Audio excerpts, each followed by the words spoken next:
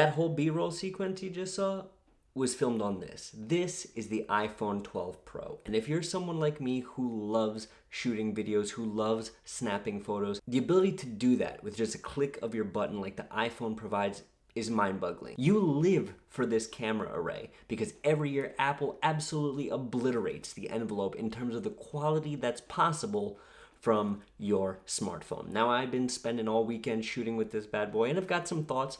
Does it live up to all those awesome Apple sizzle reel trailers? Let's talk about it.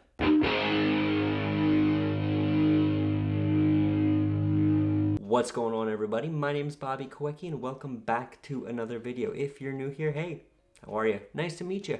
I do cool videos like this each and every week, all about photo stuff, video stuff, and all that fun online content creation goodness. So if this is your first time here and if you like what you see, hit that subscribe button down below, the bell icon, all that good YouTube nonsense, so you never miss out when I post a new video, because I do it every week. Alright, so iPhone 12 Pro. We've got 3 lenses on it this year, same as the 11 Pro last year. We've got our telephoto, our wide, and our ultra wide, which is where I think I kind of want to start this camera iPhone review. We've got the ultra wide lens coming in at 13 millimeters at an f2.6. And truth be told, last year on the 11 Pro, I wasn't the biggest proponent of the ultra wide.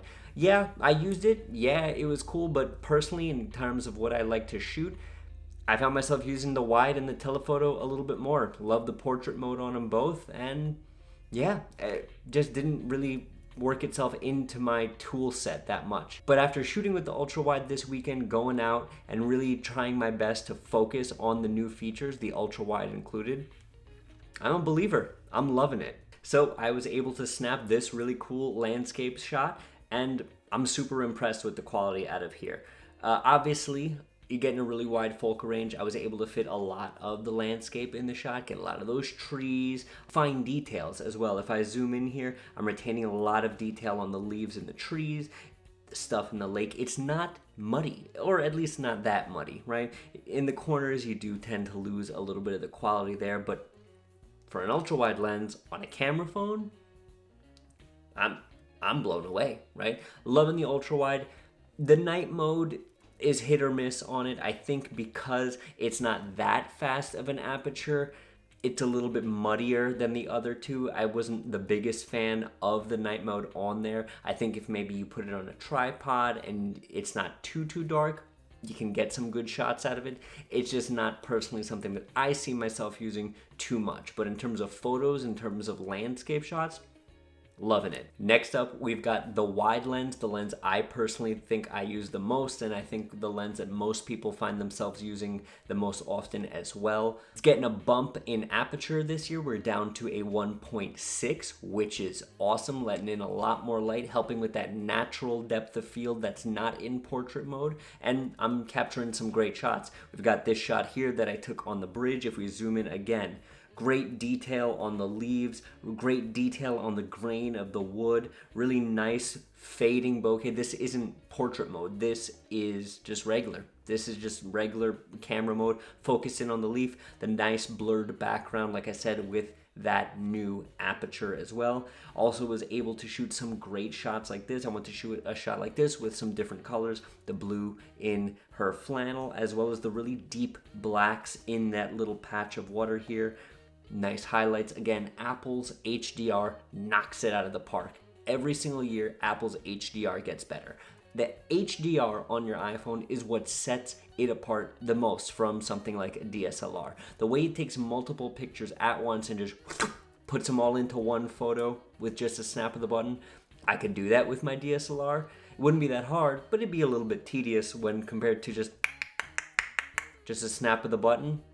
It's awesome. I absolutely love the wide lens here. I love everything about it. I love Apple's deep fusion camera system. It's really great. And finally, we've got the telephoto lens, a 52mm at f2.6. Huge fan of it. Like I said a little bit earlier, probably the lens I use the most because I love portrait mode, and with the new LiDAR scanner on the back, portrait mode is even better than it was before in terms of detecting edges. I took this photo with my phone. This is a photo that if you didn't tell me If I didn't really look at it, just first brush on like Instagram, I'd believe somebody took on a DSLR. The way that the LiDAR catches her hair, you have to zoom in so much to see where the software started the bokeh and where her shot is in focus, right? I wanted to do a shot like this to see if it picked up on her hair, and it did. It did it really well. I think the LiDAR has a lot to do with that. The separation of her face and her arm in the background there. Again, if you didn't tell me that this was with a phone and I saw this on Instagram, I think most people would believe that this was taken on a DSLR. This is an absolutely standout phone. That it could do photos like this in your pocket that anybody has access to. I mean, come on.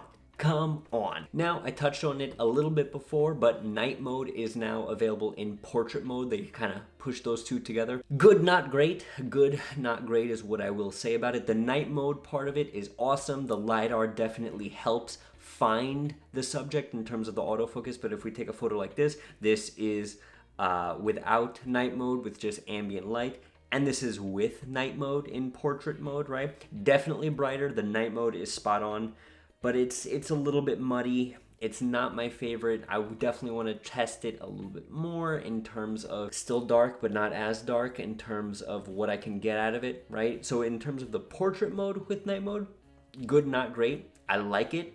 I don't know how much I'll see myself using it because, again, the photo does get a little bit grainy, but the night mode itself is phenomenal. When you're not using the portrait mode of night mode, the Apple night mode is ridiculous, right? So here's a photo I snapped of the sky in my backyard. I wanted to see how much of these clouds would get retained, how muddy it would get, how muddy the tree would get. And if we do it with night mode, it looks like it's you would think that the sky is photoshopped on in terms of the amount of ambient light that the camera was able to suck out of the photo and put in. Huge fan of night mode. I definitely want to play with it a lot more. All right, so video. The biggest sort of marquee advertisement, the biggest new addition to the iPhone's camera repertoire has to be the fact that now the iPhone records in 4K, 10-bit, Dolby Vision, HDR. Now, if you're sitting there thinking, well, what the heck is that? It's just a bunch of marketing slang. Kinda, but it's not really, because there is a noticeable difference. Essentially what that means is all of that awesome HDR processing that the iPhone is able to do for your photos, it is now doing for your videos, meaning your colors are popping even more, your shadows are deeper, your highlights are better. You saw that opening B-roll. Everything was so vibrant, so crisp. The black in her boots were so deep. And to me, this is what sets the iPhone apart. This is what I was waiting for forever for them to do. If you came to me and you said you were going to spend, like $700 on a pretty premium point and shoot, I'd say, wait, save the extra money and get yourself the iPhone 12 Pro, right? Because the prosumer, the person who is getting this phone because they care about the camera features, they're getting it because of that Dolby Vision. That Dolby Vision it's mind-blowing, right? If you take that footage into Premiere, it doesn't fall apart at all. At 4K 60, stable, the footage is crisp, it's clear, it's not muddy. I'm able to manipulate it with the time without too much artifacting or anything like that, and it just works now. Do I wish that Apple went a couple steps further? Yes. Do I think that this camera system is kind of their drip-fed thing because that's what Apple does? Yeah. The fact that Camera Pro RAW was promised, is not here, is coming. Cool. Other phones can shoot RAW natively in their camera app, and I would really like to shoot RAW with my iPhone. I think if Pro RAW was out already, that would catapult this into the stratosphere of what is available in terms of price to value, but whatever. My pie in the sky want and hope is like a portrait mode for video, like fake bokeh on your video, especially now that we have the LiDAR sensor. I mean, it's cool for cameras and I guess AR stuff. I don't really do AR stuff. It does help with the cameras though, so I will say that. That's a big plus. Pro RAW, come on Apple, really? Like, come on. I'll do a whole video review when Pro RAW drops. For now, it's not there. Not the end of the world. But the HDR video is worth the price of admission alone. I think it is mind-blowing, the quality that is coming out of your phone. Your phone. I can order pancakes from McDonald's, and while it's on the way to be delivered, I can shoot 10-bit HDR Dolby Vision footage. All with the same device. I don't know what else to say other than that. Mixed bag this year. If I had to do the score, 9.5 out of 10, because why is Camera Raw not out on the phone already? But the HDR video, the new camera features, awesome. The old camera features, just as good as they've always been. If you are someone who is a prosumer like myself, who cares about taking photos, who really wants the best ability to snap photos and videos on the go and have them look really nice, to still be able to post them to Instagram if your DSLR is not on hand, get it. Awesome, 100%. Totally worth it. It is the best camera Apple has ever put into a phone. Full stop, period. But let me know what you think at home. Are you upgrading? If you're upgrading, are you excited about the camera? Do you like the camera? Do you think iPhone footage is that good? Is it worth the hype? Whatever you think, let me know down below. But until next time, take care of yourselves. I'll talk to you again real soon.